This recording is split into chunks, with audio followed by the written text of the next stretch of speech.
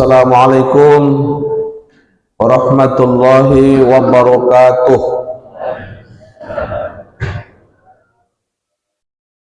Alhamdulillah alladzi anzala sakinah fi qulubil mu'minin liyazdadu imanam ma'a imanihim. Asyhadu an la ilaha illallah wahdahu la syarikalah wa asyhadu anna nabiyana Muhammadan abduhu wa rasuluh la nabiyya ba'dah. Allahumma salli wa sallim wa barik ala hadzal nabil karim wa ala alihi wa ashabihi wa man tabi'ahu bi ihsanin ila yaumil qiyamah. Amma ba'd. Qala Allah Ta'ala fil Qur'anil Karim, a'udzu billahi minasy syaithanir rajim. Bismillahirrahmanirrahim. Ya ayyuhalladzina amanu taqullaha wal tanzur nafsum ma qaddamat lighad wattaqullaha innallaha khabirum bima ta'malun. Fi ayatil ukhra wa man nu'ammirhu nunakkishu fi khalqi afala ya'qilun. Fi ayatil ukhra aidan wal 'asri innal insana lafi khusr illa alladhina amanu wa 'amilus solihat wa tawassaw bil haqq wa tawassaw bis sabr. Qala Nabi sallallahu atani Jibril qala ya Muhammad ish ma syi'ta fa innaka mayyitun ahbib man syi'ta fa innaka mafariqu bih i'malu ma syi'ta fa innaka mazluih. Kita bersyukur kepada Allah, alhamdulillah.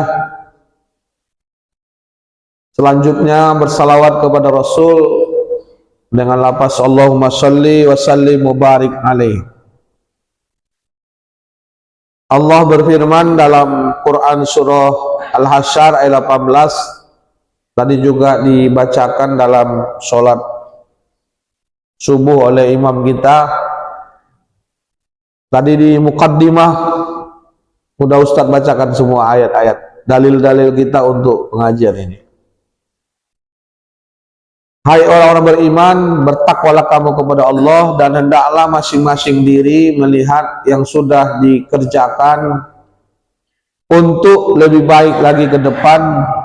Bertakwalah kepada Allah, sungguhnya Allah Maha mengetahui apa yang kamu kerjakan.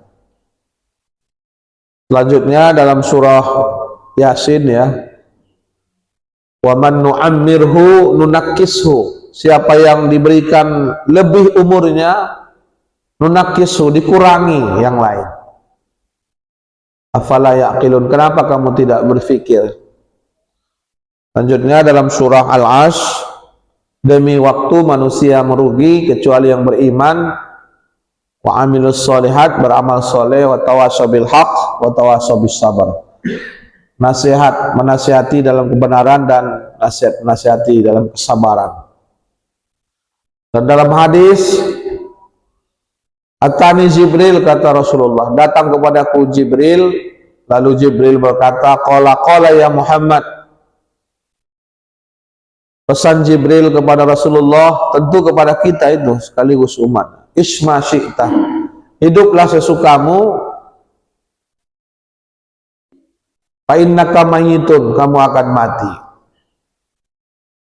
Ahbib man syi'ta, cintailah siapapun yang kau suka, fa innaka mafariqu bih, kamu akan berpisah dengannya. Dan yang ketiga, i'malu ma syi'ta, kerjakanlah apa yang kamu sukai. Ya, suka-sukamu boleh, silahkan. Innaka mazibih, kamu akan dibalasi dengan yang kamu perbuat. Jamaah sekalian, Bapak Ibu hadirin wal hadirat yang dirahmati Allah, Ketua BKM kita Pak Haji Tukijan, kemudian para alim ulama kita, ustadz kita, cerdik pandai, tuan-tuan guru kita, kalau bahasa orang Melayu tuan-tuan guru, karena negeri kita ini negeri Melayu ya, setepak siri sejuta pesan. Kalau di apa namanya itu, kalau di Langkat itu berpadu berjaya bersatu sekata kata. Kalau di Serdang Bedage sana negeri bertuan, tanah beradat, nah, gitu. Orang-orang Melayu ini kan ada apanya? Ada pesan-pesan nasihatnya. Nah, jamaah sekalian yang dirahmati Allah, dalam tausiah kita pada subuh ini ya, Ustadz mengambil tentang muhasabah waktu ini, perjalanan waktu ini. Tidak karena kita di awal tahun ini ya, apa namanya ini, Januari ini, kalau di dalam Islam itu kita Rajab ya.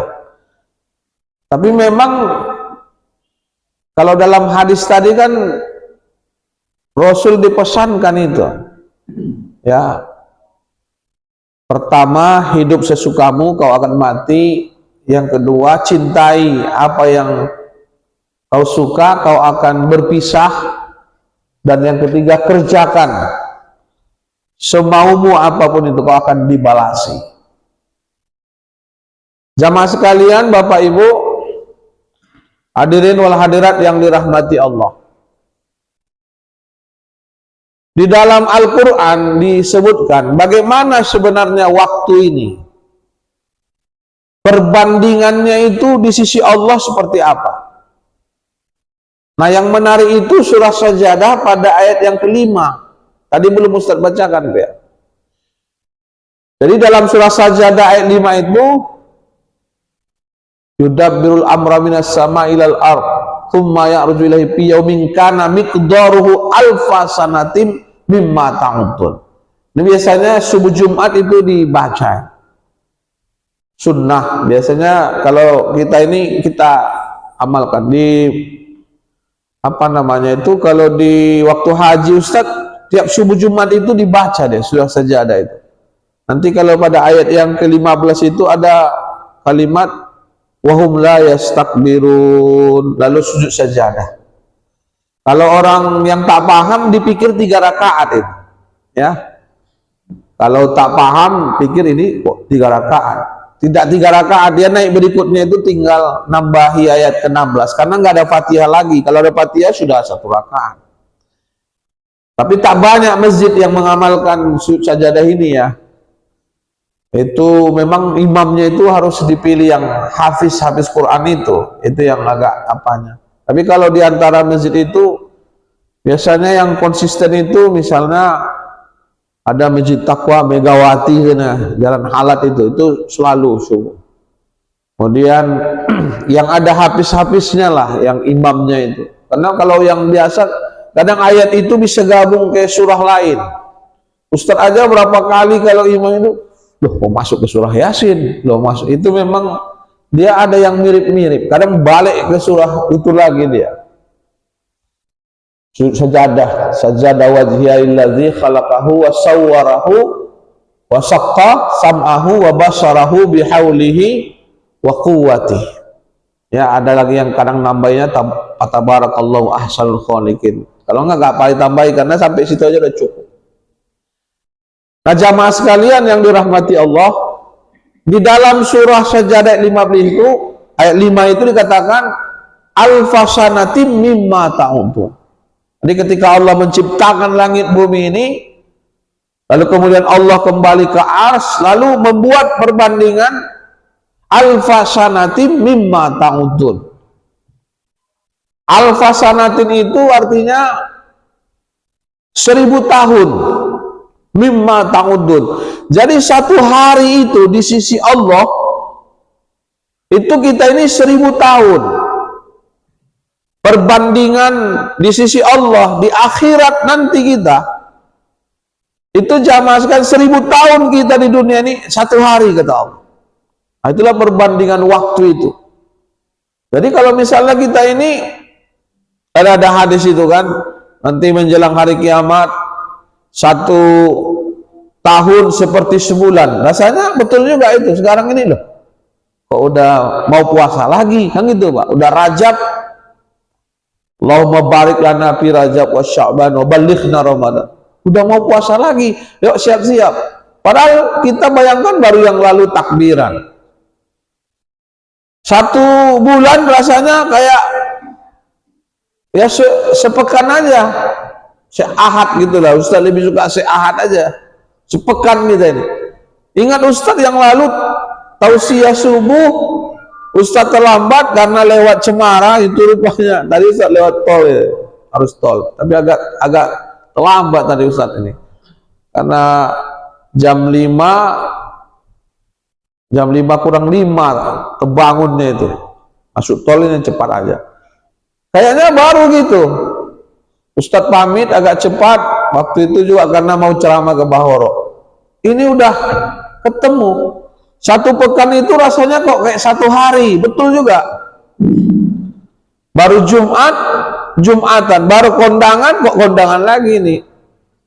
Bahkan jamaah sekalian yang dirahmati Allah, 1 hari itu terasa sejam, begitu cepatnya. Coba Bapak ingat dulu ibu-ibu. Coba kita dulu itu kan kita sekolah, habis sekolah main layangan.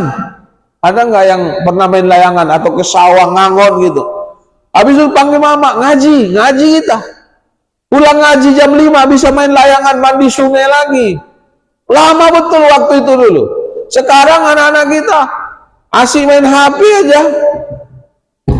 Nggak terasa udah 5 jam main game-game itu lagi. Berarti benar itu di dalam hadis itu. Ya, kalau ada yang mengatakan sadaqallahul azim wa sadaqa rasuluhul karim wa nahnu ala minasyahidin wa syakirin walhamdulillahi rabbil alamin. Ya kan, jadi benar Allah, benar Rasul itu. Nah jamaah sekalian yang dirahmati Allah, ini Allah sebutkan.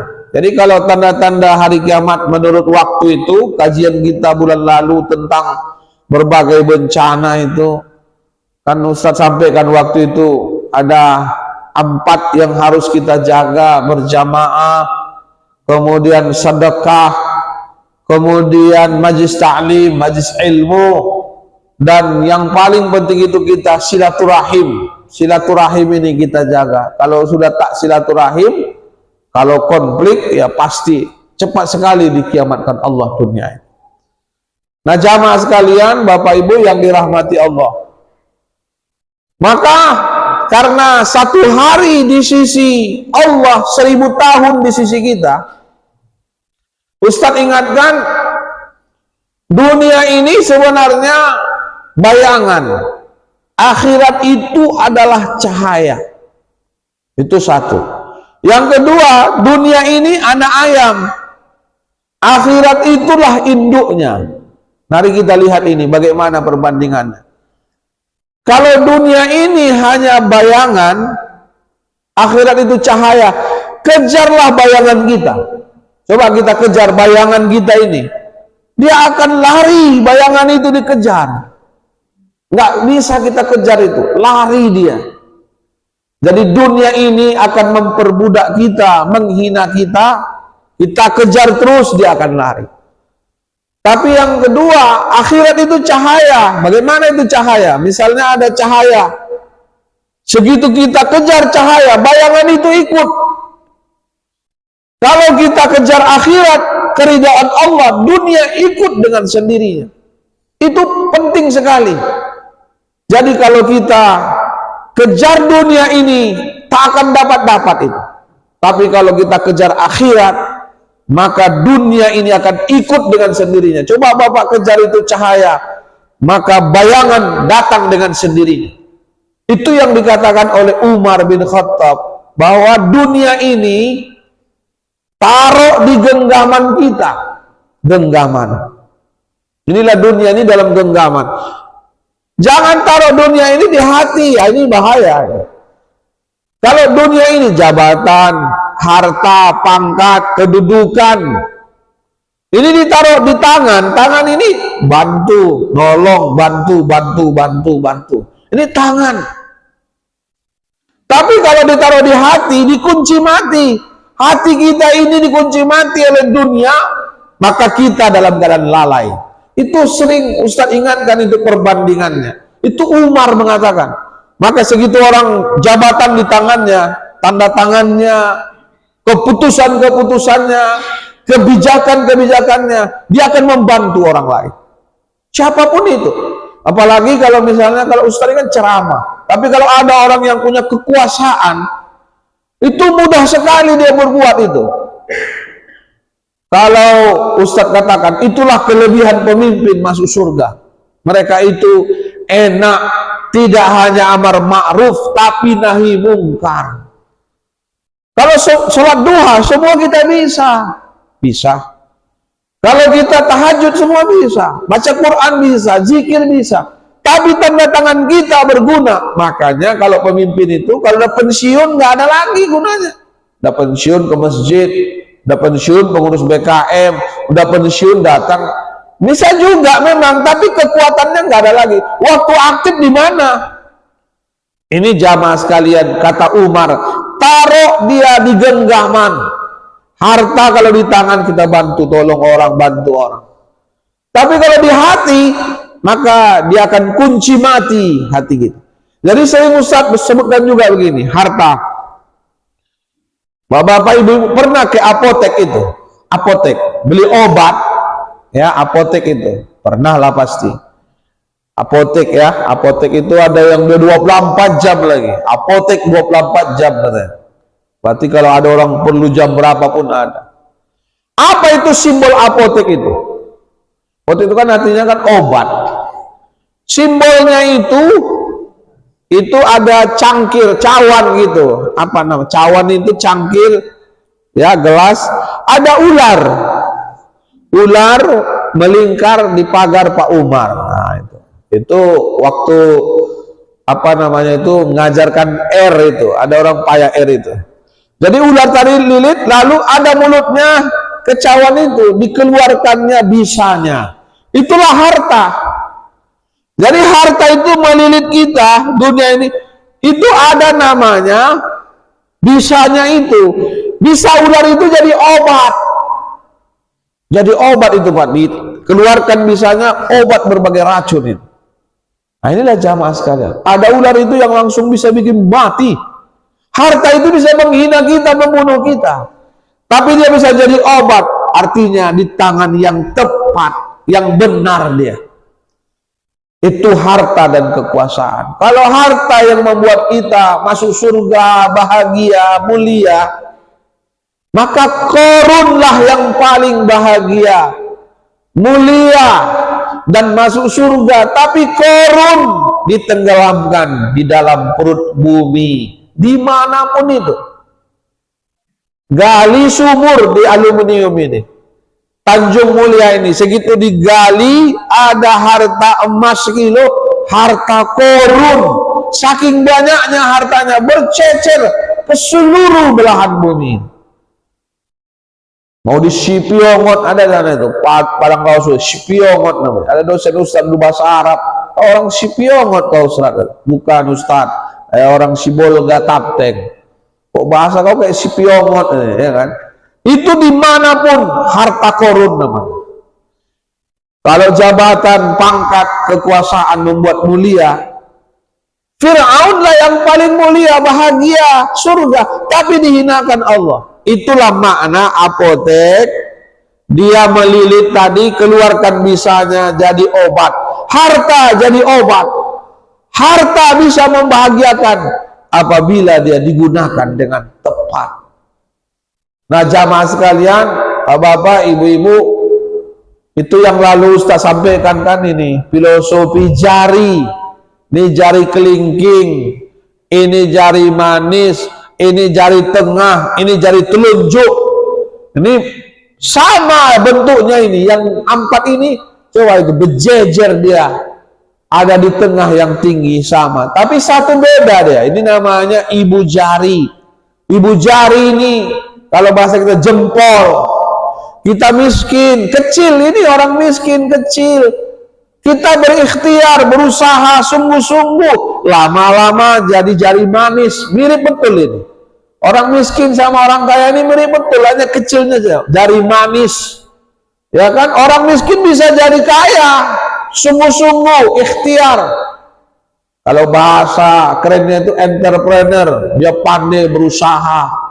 Itu kuncinya apa ya, ibu-ibu? Jadi Ustaz selalu katakan itu, ada orang mau kaya dan masuk surga. Ini cita-cita ini mau ini. Ada yang ingin kaya masuk surga, tapi malas dan maksiat. Bagaimana caranya? Ada orang tak mau masuk neraka dan tak mau miskin. Ya kan? Kalau mau jangan miskin, kerja keras. Dia jangan masuk neraka, ibadah. Tadi kita ini maksiat mau masuk surga, malas mau kaya, ya nggak mungkin. Jadi orang-orang kaya itu yang punya harta jangan ditengok dia kayanya, proses dia ke sana itu luar biasa. Jatuh bangun, macam lagu Meggy Z itu, jatuh bangun aku mengejarmu, ya kan? Jadi jamaah sekalian, Bapak Ibu yang dirahmati Allah, ini udah kaya, ini jari manis, ada cincinnya. Lalu kalau udah kaya, kita itu jari-jari tengah. Semua orang ngumpul. Kalau udah kaya kita, yang nggak saudara pun ngaku saudara. Oh, saudaraku itu Pak Haji Tukijan. Oh, saudara itu Pak Lekku. Ini kalau kita udah kaya, ngumpul semua sama kita. Tapi kalau udah miskin kita, saudara pun ngaku, nggak kenal aku gitu. Siapa itu? Gak kenal aku gitu. Jadi kalau kita miskin, saudara pun ngaku nggak saudara. Kalau kita kaya, orang lain ngaku saudara. Ini, ya kan? Makanya ada sebagian tak mau dia mudik pulang kampung. Ada. Mas apa? Aku nggak mau lah mudik ke Labuan Batu. Kenapa? Kalau orang apa namanya itu orang Mandailing, nggak maulah mas, nggak maulah aku pulang ke Labuan Batu. Kenapa? Itulah bau itu. Bau itu mertua, ibu mertua. Bau itu dibeda-bedakannya, Bang. Kenapa? Apa yang dibedakan?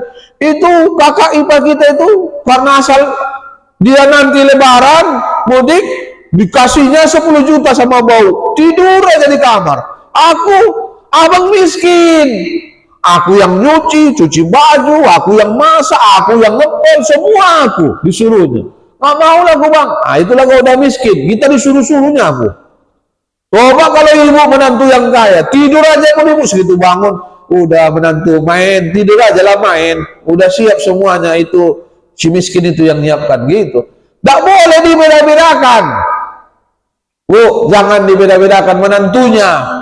Biasanya ibu-ibu ini kalau sudah ada menantu, dibawakannya ibu baju baru, dibawakannya lagi cincin 10 gram, itu dipuja-puja lah menantunya. Tapi kalau yang miskin, ya kan, kau datang lagi kau gitu. Coba itu, jangan gitu, nggak boleh, jangan dibedakan. Tapi itulah memang namanya dari manis, jadi tengah semua. Kalau udah jadi tengah berpengaruh, dia bisa nunjuk-nunjuk. Coba kalau udah toke kita, iki kerjamu nggak beres nih. Gimana? Kalau nggak beres nanti aku berhentikan. Bisa nunjuk-nunjuk.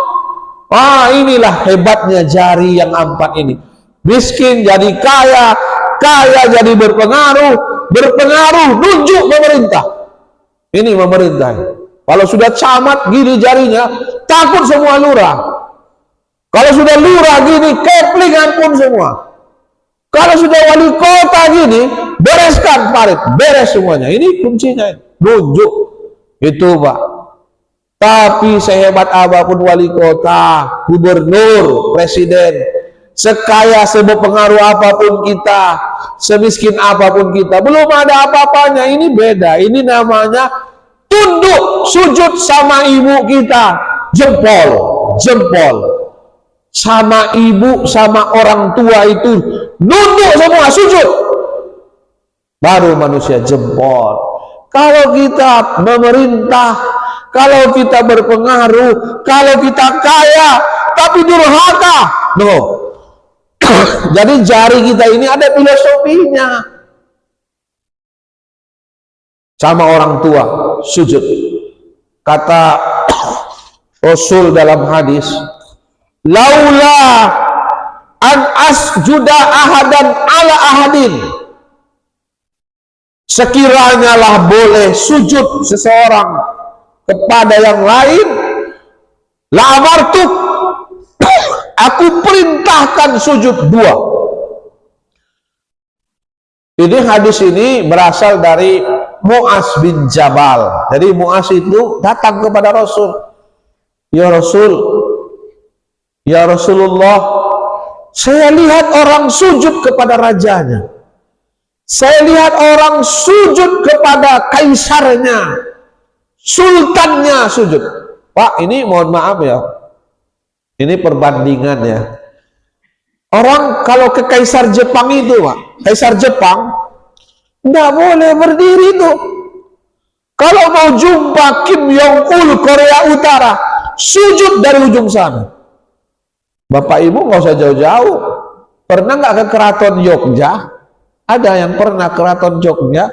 Boleh nggak itu abdi dalam itu dia berdiri di hadapan Sultan? Sri Sultan nggak boleh. Dia segitu.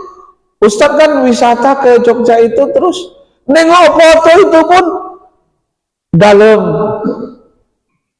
Gitu jamaah sekalian. Jadi kalau misalnya ada acara resmi itu, kesultanan, kerajaan, semua itu harus sujud. Kalau misalnya Pak Haji Tukijat jumpa Ustadz, salam.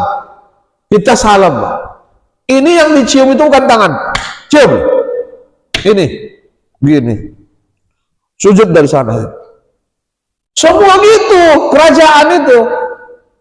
Semua gitu, kesultanan itu. Kalau Raja Thailand, nah ini Raja Thailand, coba tengok di YouTube itu. Itu semua istri-istrinya merangkak semuanya ketemu dia. Masya Allah, itulah hebatnya Rasulullah menciptakan egaliter, kebersamaan, equal, keseimbangan yang membedakan kita soleh takwa di hadapan Allah. Inna akramakum indallahi atqakum. Datanglah ini Mu'az, ya Rasul, orang lain sujud sama rajanya, orang lain sujud sama kaisarnya, orang lain sujud sama ratunya, sujud sama sultannya. Izinkan kami sujud kepadamu ya Rasul. Itu hebatnya Rasulullah itu kan. Apa kata Rasul? Nggak boleh sujud kepadaku, hanya hak Allah. Hanya hak Allah. Jamaah sekalian, lalu keluarlah hadis ini. Kalau boleh sujud seseorang kepada yang lain, kalau laula, sekiranya boleh, tak boleh. Itu hanya hak Allah. Tapi sekiranya boleh, kuperintahkan sujud dua. Siapa yang kuperintahkan itu? Anak sujud kepada orang tua. Itulah besarnya hak orang tua terhadap diri kita. Kewajiban seorang anak terhadap. Kuperintahkan anak sujud semua kepada orang tua. Kalau boleh. Yang kedua, kalau boleh, kuperintahkan istri sujud kepada suami. Itulah saking besarnya pengabdian ibu-ibu kepada suami. Makanya surga anak ridhonya orang tua, surga istri ridhonya suami. Jadi jamaah sekalian sampai begitu. Itu hadis sahih. Sama aku jangan sujud kata Rasul. Hebat itu pemimpinnya itu. Ya kan? Kalau kerajaan, kesultanan itu kaisar itu, Pak. Itulah Ustaz yang tengok di YouTube bagaimana caranya ketemu dengan Raja Thailand, coba. Masya Allah. Nah, jamaah sekalian, Bapak Ibu hadirin wal hadirat yang dirahmati Allah Subhanahu wa taala. Inilah ya beberapa poin, beberapa hal penting sebagai bahan muhasabah kepada kita semua. Lalu kemudian, nah ini yang tadi Ustaz sebutkan, alfasanatin mimma ta'udun. Jadi kalau sekiranya umur kita ini 1000 tahun, kata Allah 1 hari, 24 jam lah hidup kita ini. Sekarang Ustaz tanya, ada nggak di aluminium ini, di aluminium 4 Tanjung Mulia ini, ada nggak yang usianya 1000 tahun? Nggak ada.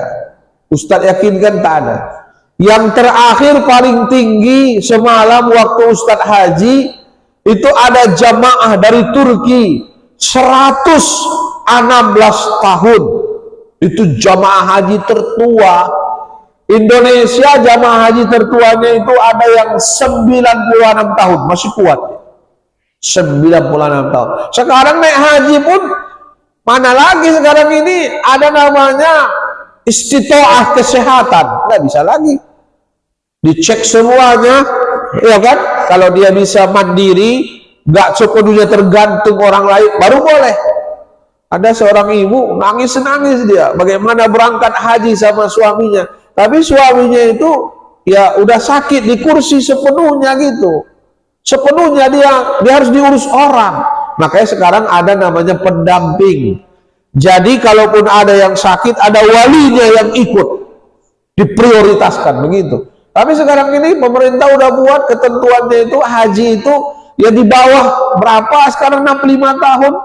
Maka nanti ada namanya manula itu diupayakan agar mudah. Kalau di Turki itu jamaah sekalian hanya boleh daftar haji itu di bawah 10 tahun. Karena di Turki itu udah 50 tahun baru haji, nunggunya 50. Jadi kalau usianya 10 tahun nanti naik hajinya 60. Jadi sekarang ini kalau ada anak kita kecil daftarkan aja haji. Karena kita sekarang 20 tahun. Jadi kalau ada sekarang anak kita yang usia 10, 20 tahun lagi haji, 30 tahun dia haji. Nunggunya sekarang kita 20 tahun. Masya Allah. Baru kuat hajinya, baru kuat tawafnya, baru kuat sa'inya, baru kuat dia untuk mencium Hajar Aswad. Kalau udah tua-tua di kursi roda dari jauh kita. Makanya kalau di sana itu lewat 10 tahun di Turki nggak boleh daftar haji lagi, umroh saja. Gitu. Jadi jamaah sekalian, Bapak Ibu yang dirahmati Allah, nggak ada yang 1000 tahun kita ini. 100 tahun pun payah. Kalau Ustadz itu orang pesisir, walaupun orang Toba tapi pesisir Sibolga. Kami ada namanya Mak Gae. Mak Gae itu nenek uci. Kalau orang Jawa itu bilang mbah. Kalau orang Batak opung. Kami sana itu Mak Gae namanya. Mak Gae atau uci. Jadi Mak Gae, Pak Gae itu kakek. Ya, kalau kami kakak itu cece. Kakak yang paling tua cece, teti, teta, ada apa aja itu. Kalau orang Tanjung Balai, ulong, ongah, ence, sampai nanti ada oci paling kecil. Ada bahasa-bahasa kita kan semuanya ada itu. Kami yang paling tua nanti abang, oge, kuti, ada apanya. Nomor 2 siapa panggilannya gitu. Itu adat-adat gitu tuh perlu juga bertutur namanya, bertutur. Nah jamaah sekalian yang dirahmati Allah, kalau ada di kita ini 100 tahun umurnya, 100 tahun itu sama dengan 2,4 jam hidupnya. Kata Rasulullah, umatku ini antara umur umatku antara 60 70. Itulah umatku kata Rasul, umatnya ini. Makanya ada yang bertanya, Ustadz, di antara hikmah Ramadan yang sebentar lagi, karena kita kan ini kan Rajab Pak, kenapa ada Rajab itu Allahumma barik fi Rajab wa Sya'ban wa balighna Ramadan. Kenapa dalam surah At-Taubah ayat 36 itu arba'atul hurum, 4 bulan yang dimuliakan, dihormati. Pak, 4 bulan ini tahu kan ibu-ibu? Apa 4 ini? Ada namanya Dzulqa'dah, Dzulhijjah, Muharram. Jadi Muharram. Jadi makanya ada Dzulqa'dah, Dzulhijjah, Muharram. Dia berdekatan itu. Ini khawatir Ustaz ini nggak hafal bulan, nama bulan ini. Coba kita hafal dulu nama bulannya. Jangan Januari aja. Muharram, Syafar, terus Rabiul Awal, Rabiul Akhir, Jumadil Awal, Jumadil Akhir, Rajab, Sya'ban, Ramadan, Syawal, Dzulqa'dah. Masya Allah, ini luar biasa. Ada nggak hafal bu? Karena dari anak-anak pun udah nggak hafal. Lahir bulan Januari Jenny, Februari Febrianti, Maret Mary. Untung aja nggak Mary apa gitu ya kan? Mary, April Aprilinda, banyak loh. Apriliani, Mei Melida, Juni Juniati. Ini wong Jawa banyak ini Juniati. Juli Juliati, Agustus Agustinus, September Septian, Oktober Oktaviani, November Novia. Ini paling banyak. Ustaz kan dosen, ngabsen kan tahu itu. Udah Novi tahu bulan November. Iya Pak, katanya. Desember Desi Ratnasari. Coba. Kalau udah Desi Ratnasari udah bulan Desember itu. Itu. Tapi yang ini nggak hafal, coba bayangkan. Ada lagi Pak Haji yang lucunya itu ketika Muharram, Ustadz, nanti Ustadz ceramah jam 23, 24 stop sebentar. Di puncak muhasabahnya stop. Kira-kira kita hitung mundur 20. Macam itulah kembang api itu. 20, 19, 18, 17, 1 bulan gitu kan. Ustadz nanti kita pas jam 00, 20 detik lagi Ustadz berhenti ceramah. Ustadz sebentar, lanjutkan lagi 20 menit lagi muhasabah doa. Ustadz bilang, tak perlu ditunggu jam 00. Itu kita sudah masuk 1 Muharram maghrib, nggak ngerti dia, nggak ngerti. Jadi Pak, kita ini nggak jam 00, nggak ada. Yang ada itu maghrib. Jadi kalau nanti tanggal 28 Februari maghrib malam tanggal 1 Maret udah puasa kita. Jadi suatu Ramadan itu bukan jam 00 maghrib, makanya kita terawih, qiyamul lail, nggak ngerti ya itu kan. Ngaji, ya kan? Nama bulan pun nggak tahu. Nah, jamaah sekalian, Bapak Ibu yang dirahmati Allah. Jadi kita ini kesimpulannya ini life is short. Apa itu life is short? Hidup ini singkat saja. Singkat saja. Umur kita 60-70 Pak. Berapa umur pensiun Pak pegawai? 58. Yang pejabat eselon dia 60. Kayak Ustadz, guru ya, guru 60. Ustadz dosen 65. Kalau dapat nanti guru besar profesor tambah jadi 70. Itu penambahan. Berarti betul kata Nabi, 60-70. Dan menurut jamaah sekalian yang dirahmati Allah, ini pemimpin yang paling tua, terakhir, yang paling tua umurnya, namanya Mahathir Muhammad. Tahu Bapak Ibu Mahathir Muhammad? Perdana Menteri mana ini? Malaysia. Dialah yang paling tua terpilih Perdana Menteri. Pernah dilepaskannya Perdana Menteri sama wakilnya Tun Abdul Razak, kemudian dia terpilih dalam usia 91 tahun. Sekarang Datuk Mahathir itu sudah 96 itu. Waktu Pak Jokowi ya, sana dia kalau nggak salah Pak Mahathir ini selevel Presiden Pak Harto, betul ya? Pak Harto dulu. Waktu Pak Jokowi berangkat ke Malaysia, ketemu dengan Datuk Tun Mahathir Muhammad, dia yang bawa mobilnya.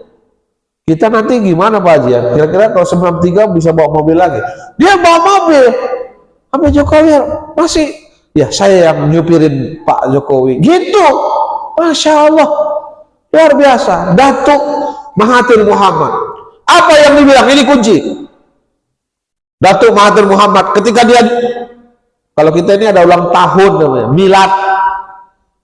Mabruk alfa mabruk alaika mabruk. Ya ada ya, ulang tahun gitu. Tapi nggak usah tiup-tiup lilinnya lah ya.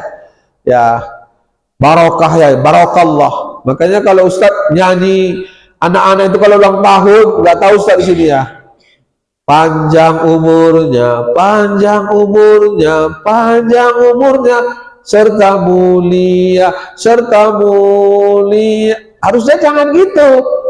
Karena umur kita itu sebenarnya bukan panjang, berkurang. Berkurang. Ustadz misalnya umurnya kata Allah 60, ini 51, tinggal 9 tahun lagi, berkurang. Jadi harusnya kalau kita ada yang milad ulang tahun itu, lagunya gini. Berkah umurnya, berkah umurnya, berkah umurnya, amal yang soleh, amal yang soleh, amal mulia. Ganti dia, gak boleh panjang umur, dan jangan diminta panjang umur. Coba lihat itu dalam surah Al-A'raf itu, siapa yang minta panjang umur? Anzirni ila yaumi tub'atsun, panjangkan umurku sampai hari kiamat. Iblis. Orang yang minta panjang umur, iblis. Masya Allah, itu nggak boleh. Berkah, beda itu, jauh beda. Bapak Ibu sekalian yang dirahmati Allah. Makanya kalau di hadis itu kan, orang umur kalau 40 belum bertaubat, berat. Kalau ada orang 40 masih narkoba, masih mabuk, berat, terkunci. Makanya Rasul 40 dapat wahyu. Orang kalau 50 belum dia beribadah, akan bisa dikunci, mati hatinya. Orang 60 kalau beribadah, maka ditingkatkan amal ibadahnya. Orang 70 kalau beribadah, Pak, maka dia dihitung ibadahnya itu lebih tinggi dari yang lain. Tapi kalau umur 80, kalau dia beribadah, Pak, ya kan, kalau dia dosa bahkan 90, nggak malah dihitung lagi dosanya, karena dia masih ibadah. Jadi Pak, ada kadang gini ya, pergi ke rumah teman, bapaknya, Ustaz, apa? Bapak kok rajin kali sholat duha. Ini Ustaz jam 9 ini. Duha bapak, juga Ustaz minta maaf, ayah itu udah nggak ingat waktu dia bukan sholat duha, dia pokoknya sholat sedikit sholat gitu. Kadang apa itu kalau kainnya itu nggak dihitung lagi. Jadi kalau umur 90, kalau umur 100 itu nggak dihitung lagi dosanya. Jadi kalaupun dia kainnya itu kena kencing-kencing sedikit, dia nggak sadar lagi, nggak dihitung. Makanya Allah katakan dalam surah Yasin, wa man nu'ammirhu, siapa yang dilebihkan umurnya, nunakishu, dikurangi yang lain. Lihatlah gigi sudah mulai gugur, lihatlah mata sudah mulai kabur, kulit sudah mulai kendur, uban sudah mulai bertabur, sudah makan bubur, dekat dengan kubur, tapi tidak pandai bersyukur. Pakai ur-ur itu semua itu, ya kan? Lihatlah gigi sudah gugur, kulit sudah kendur, uban sudah bertabur, mata sudah kabur, makan bubur, dekat dengan kubur, tak pandai bersyukur. Jadi hati-hati Bapak sekalian. Nah jamaah yang dirahmati Allah, saat umur 80, 90 itu hanya pahala yang dihitung lagi. Nggak tahu dia lagi. Jadi kalau ada orang yang di ruang ICU, ada itu lumpuh, diingatkan aja, mak waktu sholat ini, udah dia ngingat aja. Nah, itulah hebatnya, luar biasa hadis Rasulullah. Jadi kalau ada di lingkungan kita di 50, 60, belum mau lagi bertaubat, berat. Ustaz katakan berat, mati dalam keadaan sesat nanti. Makanya diingatkan dalam surah Yasin. Jadi ibu-ibu jangan Yasin aja, dia dilihat maknanya. Mau kemana bu? Oh Yasinan Ustaz. Ada bukunya kecil itu. Apa yang di ketiaknya itu bu? Yasin. Apa di ketiaknya bu? Taruh. Ya, jadi kalau Yasinan itu silahkan dibaca juga dengan maknanya, dengan artinya. Betul apa betul itu Pak? Betul lah ya. Jadi jamaah sekalian, wa man nu'ammirhu nunakkisuhu fi. Apa kata Datuk Mahathir Muhammad diwawancarai oleh BBC London? Datuk, kenapa dalam usia 91 tahun terpilih Perdana Menteri tertua di dunia? Kenapa Datuk? Dalam proses demokrasi itu, bukan kerajaan. Kalau kerajaan kan silakan aja, atau yang di Pertuan Agung atau Kesultanan atau Kaisar. Datuk usia dia 93, ditanya lagi apa kuncinya hidup sehat. Ini kalau seorang kesehatan ini ngasih tahu nih. Maka Datuk Mahathir Muhammad mengatakan, pertama dia nggak pikun loh, 93 jadi Perdana Menteri nggak pikun. Ada orang udah pikun Pak, 90 udah berat, 70 pun ada yang udah pikun, betul Pak ya? Pikun nggak ingat lagi, bahkan jangankan orang lain, anak sendiri nggak bisa dibedakan. Belum nanti kena penyakit Alzheimer, ya kan? Karena kan otak kita ini kan dia meletus-letus itu Pak. Bahkan ada yang Ustaz dengar itu, ada yang otaknya mengecil, ada lagi yang dia itu hilang memori. Ada memori Pak hilang, kemudian nggak tahu lagi bahasa Indonesia, nggak tahu. Yang memori muncul itu waktu kecil, di bawah 10 tahun. Bahasa Mandailing aja itu bisa Pak, muncul memori yang di bawah saja, di bawah 10 tahun. Jadi di atas itu nggak bisa Pak. Coba ada, Masya Allah ya, kita dilindungi Allah lah dari hal-hal seperti itu. Amin ya Rabbal Alamin. Pak, kata Tun Abdul Razak 3 yang kuncinya. 1, kata Tun Abdul Razak itu apa namanya, Datuk Mahathir Muhammad, pertama banyak minum air putih. Jadi tidak usah pala soda-soda apa segala macam pewarna, air putih itu. Ya kan, orang Jawa apa? Wedang apa ya? Air putih. Ini kalau sekarang ini banyak orang yang gagal ginjal. Ustaz tengok beberapa tempat 20 masih anak SMP udah operasi ginjal. Bayangkan Pak, karena terlalu banyak dikasih minuman ekstrak itu. Hati-hati, yang berwarna-warna itu, kemana warnanya nggak tahu gitu. 1. Yang kedua, kata Mahathir Muhammad ya, Datuk, beliau bilang yang kedua, baca Quran. Baca Quran itu insya Allah nggak buat pikun. Allah ingat kita di saat kita udah lupa. Baca Quran itu, coba siapapun, ada kakak mama itu asal jumpa Ustadz sama dia, itu Ustadz hanya ingatkan aja, Uma, kami bahasa untuk apa itu Uma, baca Quran Uma ya, sambung Uma, aqimis sholata liduluki syamsi ila ghasaqil laili wa Quran al-fajr, langsung sambungnya, inna Quran al-fajri kana masyhuda, ya kan? Terus gitu dia apa? Wa minal laili fata. Kalau jumpa sama Uma itu nggak ada cerita lain, Qurannya jadi bacakan, sambungnya semua sambungan itu, nggak ada pikun lah itu, ada dekat dengan Quran. Yang ketiga, ikhlas. Banyak kita beramal. Kalau kita ikhlas, insya Allah hidup kita ini akan sehat Pak ya, sehat Bu. Ini tuh ibu-ibu tambahan itu. Tahu ibu apa binatang yang paling panjang umurnya?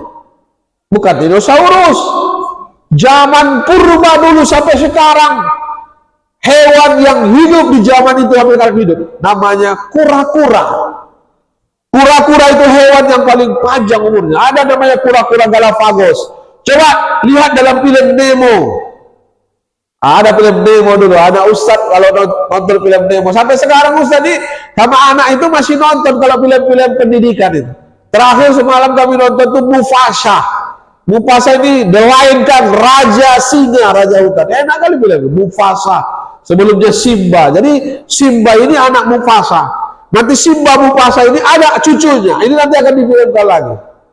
Itu luar biasa. Film Buya Hamka kan yang bawa keluarga kita. Dua film yang terakhir kami tonton itulah Mufasa. Yang terakhir itu Ustadz tonton itu Bila Esok Ibu Sudah Tiada. Pemerannya Christine Hakim. Nangis semua. Istri di sebelah Ustadz nangis, semua kami nangis. Film Christine Hakim, Bila Esok Ibu Sudah Tiada. Wah, itu nangis betul. Enak filmnya. Karena Christine Hakim itu kan pemeran film Citra dulu, kalau ada ingat dulu film Citra itu. Wah, itu ada pendidikan yang luar biasa, Pak. Jadi jamaah sekalian, Bapak Ibu yang dirahmati Allah Subhanahu wa taala. Jadi Ustaz ingin katakan ibu-ibu, kura-kura Galapagos Amerika itu umurnya sampai dengan 350 tahun. Dalam film Nemo, ketika Nemo tadi bertanya, ketemu dengan kura-kura, "Hai kura-kura, berapa umurmu?" "Apa 60 tahun?" "Saya usia itu paling tua, 350 tahun. Ini kami sama semua rata-rata umurnya, kura-kura ini 150 tahun." Maka ditanya kura-kura itu, "Bu, apa resepnya? Kenapa kura-kura panjang umurnya?" Satu saja. Kura-kura ini kan ada, apa itu, Bu? Ada rumah cangkangnya itu. Kura-kura ini satu, pandai bersyukur. Yang kedua, tak mau gosip. Jadi kura-kura ini kalau ada kawannya cerita tentang orang lain, gosip, dimasukkannya kepalanya, nggak mau dia dengar. Jadi orang yang suka gosip itu hidupnya nggak panjang. Karena kepo aja, kepo, urusi orang aja, kepo aja. Hahaha. Tengok itu dah, tuh, ada mobilnya itu, ada korupsi, gitu. Semua diceritain dari lingkungan ini. Kepo. Ibu-ibu kalau mau panjang umurnya, bukan panjang kayak apa tadi ya, berkah umurnya, biar jangan cepat mati, jangan kepo ngurusi orang, ya. Itu kura-kura itu kelebihan dia nggak pernah ngurusi orang, gosipin orang, ceritain orang. Bu, yakinlah, ini khusus kepada ibu-ibu, yakinlah Bu, kalau ibu suka dengar gosip, walaupun ibu nggak menggosip tapi suka di majelis gosip, ibu nanti nggak ada ibu yang digosipin. Betul apa betul? Gak usah tanya dulu. Bu, kalau ibu suka dengar gosip, lalu ibu pergi, nanti majelis gosip itu yang digosipi ibu. Itu kelebihan yang jeleknya itu. Ya, ini jamaah sekalian Bapak Ibu yang dirahmati Allah, sebagai sebuah muhasabah kepada kita semua. 3 tadi kata Mahathir Muhammad. Pertama, banyak minum air putih. Yang kedua, banyak baca Quran. Yang ketiga, tanamkan keikhlasan. Bapak-bapak Ibu sekalian, Ustadz ingin sampaikan, hidup kita ini jangan kayak wasit tinju. Tahu wasit tinju? Jangan ibu-ibu, ini bapak-bapak jangan kayak wasit tinju. Ibu-ibu jangan kayak wasit bola. Ngerti nggak opo ikut wasit bola? Wasit bola itu main bola, lari kemana-mana cari kesalahan orang. Kesalahan orang itu jangan kayak gitu. Yang kedua, jangan kayak wasit tinju, Pak. Wasit tinju itu orang berangkulan dipisah, orang berantem bonyok-bonyok dibiarin. Coba itu. Jangan seperti itu. Tapi jadilah ibu sekalian, ikhlas itu adalah keset kaki. Tahu keset kaki? Itu yang di depan itu pintu itu keset kaki namanya. Walaupun diinjak-injak ditulisnya welcome, selamat datang. Masya Allah, ikhlas betul ya. Jadi tadi jangan seperti ibu-ibu, jangan seperti wasit bola, bapak-bapak jangan seperti wasit tinju, tapi ikhlaslah seperti keset kaki. Walau diinjak-injak, dia mengucapkan welcome, selamat datang. Masya Allah ya, itulah. Ya wes lah gitu. Mudah-mudahan dosanya bertambah, dosa kita diambil, pahalanya ngalir sama kita. Betul? Itu pesan yang paling penting Ustaz sampaikan dalam muhasabah kita ini. Bapak-bapak, ibu-ibu, mudah-mudahan kita nanti ketemu lagi. Banyak filosofi-filosofi, tapi yang pasti Pak, untuk ceramah ini, kalau kita nanam padi, masih bisa tumbuh rumput, betul? Kalau kita nanam rumput, bisa nggak tumbuh padi? Ya. Kita berbuat baik, Pak, masih bisa dianggap orang tidak baik, tidak apa-apa. Tapi kalau kita buat yang buruk, pasti tidak ada baiknya, betul ya? Maka disitulah perlu namanya keikhlasan. Pak, kenapa kita banyak sakit, banyak penyakit? Karena nggak ikhlas. Coba Bapak Ibu sekalian, tahu namanya bebek? Tahu. Pernah nggak bebek kena ambeien? Pernah nggak dengar ada bebek operasi ambeien? Pernah. Yang keluar tuh telur gini besar, telur gini besar-besar. Bebek itu nggak pernah ambeien. Bapak Ibu kok ambeien? Karena nggak ikhlas. Bebek tadi terserah saja, ayam tadi terserahlah. Mau dibuat dadar, mau dibuat bulat lontong, mau dibuat apa, bahkan segigi ikhlasnya yang namanya bebek sama ayam itu. Ada namanya telur itu tadi, telur ya, telur, lalu dia ditaruh minyak, lalu dibuat telur mata sapi. Pernah nggak protes ayam? Pernah nggak protes bebek? Ya wes lah, mau mata sapi, ikhlasnya dia.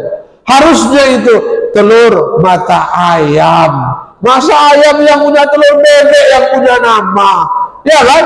Tapi dia ikhlas. Maka beramal pun kita bisa tumbuh rumput, bisa dinilai orang tidak baik. Serahkan sama Allah, ikhlas pada Allah, muhasabah, insya Allah kita lebih baik. Ini saja, terima kasih, mohon maaf. Ya, ingat tadi pesan dari Jibril, hidup sesukamu kau akan mati. Cintai apapun yang kau sukai, siapapun itu kau akan berpisah dengan istri. Dan yang ketiga, jamaah sekalian, berbuatlah sesukamu, tapi kau dibalasi oleh Allah, kita akan dihisap. Maka jadikanlah hidup kita ini ikhlas semata-mata kita dengan prinsip inna sholati wa nusuki wa mahyaya wa mamati lillahi rabbil alamin. Insyaallah mudah-mudahan bermanfaat. Nasrul minallah fatum qarib, billahi taufiq wal hidayah. Wassalamualaikum warahmatullahi wabarakatuh.